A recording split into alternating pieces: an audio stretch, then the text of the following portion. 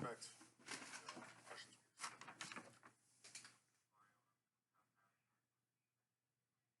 Well, he was banged up enough where they were did not feel comfortable putting him back in. Don't know the severity of it. Sometime after tomorrow.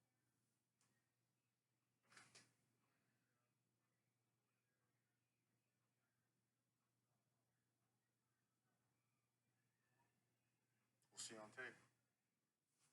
Someone stops playing hard, they got to go play somewhere else. What we got to do requires tough people. Turn a program and rebuild it requires tough-minded people that are willing to do the work. That shows up on tape. Got to find somewhere else. Some guys have played really well. Some guys have played hard. We'll go from there.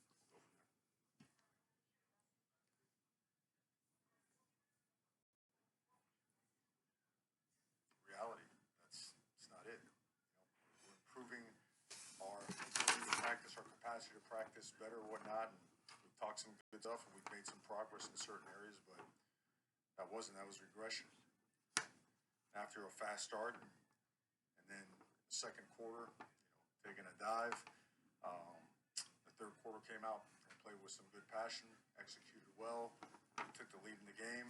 They came back, they drove, and they scored. And after that, a lot of sorts, fumbles, ball security, huge point of emphasis.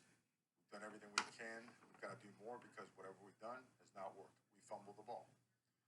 And then we gave up some pressures that provided or allowed them to get some sacks. Sometimes it's turning the protection that way. Sometimes they're bringing pressure away from the protection. Sometimes the ball's got to get out. Sometimes it's got to be picked up. A little bit of everything. We got the quarterback hit, and we established the run game.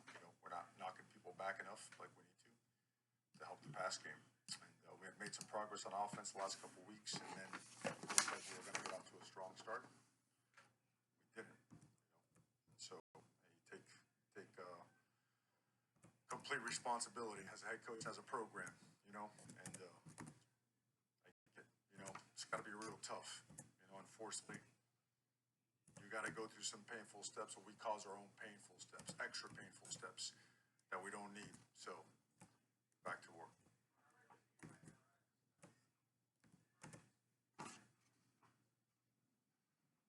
No, we started fast. We started fast. Thought that we could do it. Some of the bodies down, you got to replace them with parts that aren't quite the same level, but that's ball. In terms of putting the ball on the ground and ball security, no, because it's been such a huge point of emphasis. We felt we got good. We felt we were going to get good dividends today, but right away, right up 7-0 and driving, we put the ball on the ground. So.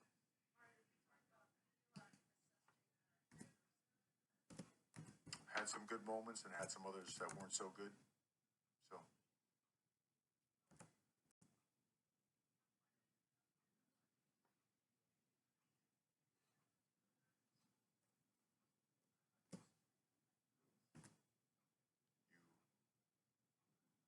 You either fix it or you get people that care and play as hard as you're supposed to as a Miami Hurricane. I don't think it's magical.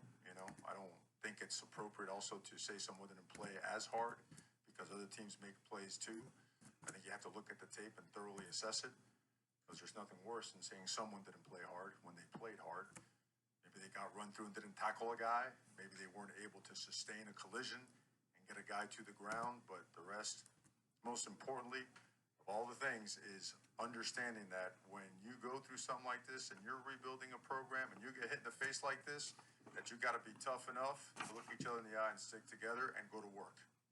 It doesn't magically get better, okay? You've got to go to work, and that's the only focus. That's the only thing we're going to do.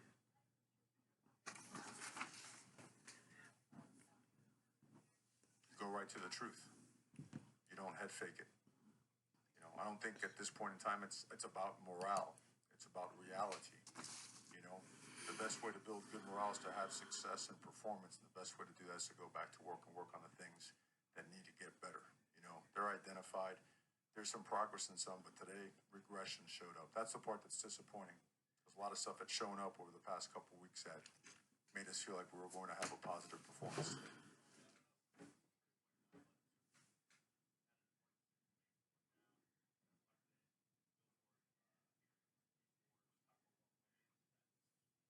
Just felt that we had some good momentum going. They had just driven the length of the field as well. and felt that we had some good plays drawn up to make them pay, you know, in man coverage or where they were bringing pressure or sat back and played. So I felt good about the answers and I felt good about being aggressive.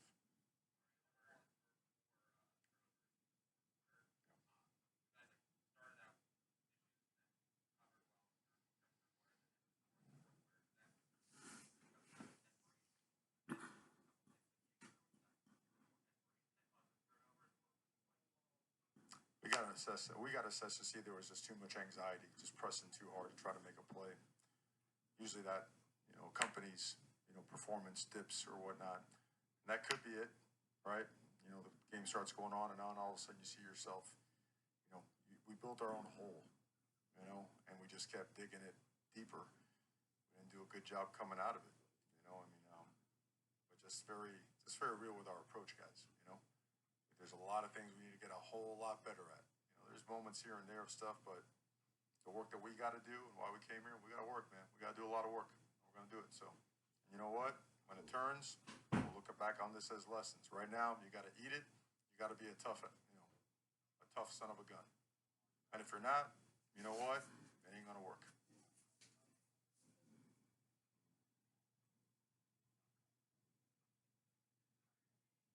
That wrap up, brother. Work it again and again and again and again and again and again until you can't get it wrong, right? And keep developing strength and conditioning. Make sure when you wrap up that you're clamped so tight that nothing's slipping out. Keep developing talent, keep recruiting talent so you could go in waves. And then when a backup comes in, he's playing just as hard or better than the guys in there before. Complete program development from top to bottom. That's what we're focused on. And unfortunately, it comes with some tough ass days like today. Good morning. You heard Mario Cristobal after yesterday's 45-21 loss to Duke. He basically laid it out there, folks. He basically told you like it was yesterday. Sorry about that. The hard numbers, folks, are not going to lie. The game turned on 4th and 9. That's where, in my opinion, this game turned. In the second half, Duke had 226 yards to 176 for us. After the 2 touchdowns to give us the lead, the Colby big play and then Will's touchdown, we had just 65 yards total offense after that. Okay? 65 yards after that. Folks, you're not going to win that way. I don't care who you are. You commit 8 turnovers like we did yesterday. Mario said it there. Ball security. We regressed in that area tremendously. It was a complete embarrassing performance all around. And in spite of the 4 turnovers in the first half, like Mario said, we got the two TDs. We forced the Duke fumble, then we get the lead 3 plays later. But I think the play that really did us in, if you look back on it now, was that 4th and 9 at the 30 at the 39. We had just come off. We had just stopped them on 3rd down. I thought to myself, okay, we got the stop. Now we're gonna get the ball back and we're gonna put them away on the next drive. We're gonna finally start to take control. We're gonna start imposing our will. But that did not happen. Instead, 4th and 9. Duke went for it. They get 21 on 4th and 9, and from that moment on, Duke had 124 yards total offense after that to just 65. 124 to 65. And here's the sad part about that. Just 6 of those yards were passing. So maybe a sack or 2 in there, but when you look at it, it was just like run. I looked at all the I looked at the drives after the 4th and 9. They get 3. They get 4. 4 yards passing. They get 5. I mean, Duke basically had their way 95 yards passing, but really after 4th and 9 in the third quarter, passing after 4th and 9. Duke took over. In the fourth quarter, to give you an idea, Duke did not pass the ball in the fourth quarter. Okay? Duke did not pass the ball. And they had, in the second half, they had 95 yards passing in the second half. After 4th and 9, okay,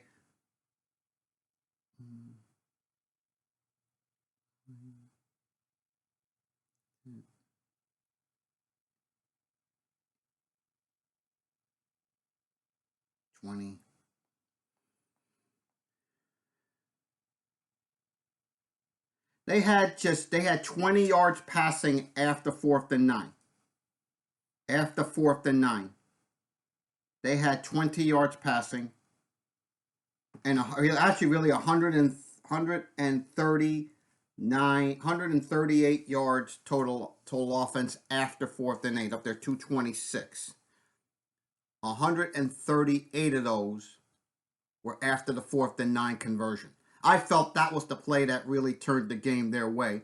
And you could see, as I was watching on TV, it took all the wind out of Miami sails at that time. Because, to be honest, I don't think we ever recovered from that moment. I don't think we ever did.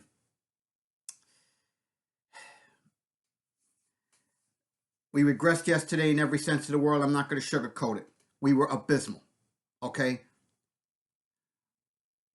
Yes, you're going to have days like this when you're trying to rebuild. When you're trying to, I know people don't want to hear it right now, but we're rebuilding. We're rebuilding. And yes, I was one of those people who said we were going to win 10, 11 games this year. Hell, boy, I was not wrong on that. Holy cow. When you commit 8 turnovers yesterday, I don't care who it is.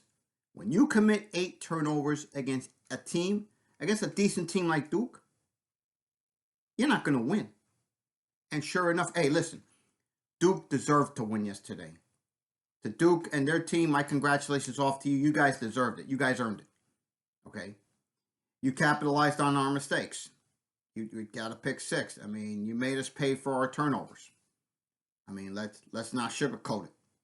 We got to get back to work. Virginia is next up in Charlottesville, Virginia, 12:30 on Saturday. It'll be on Valley Sports Florida, Regional Sports Network. Report card's very simple. F for the offense. I'm going to say a D- for the defense. I'm going to say a C for special teams. That's my report card for the week. Next pod will drop on Thursday afternoon to preview the Virginia game. I want to see what heart this team has, what fight this team has going up to Charlottesville before FSU.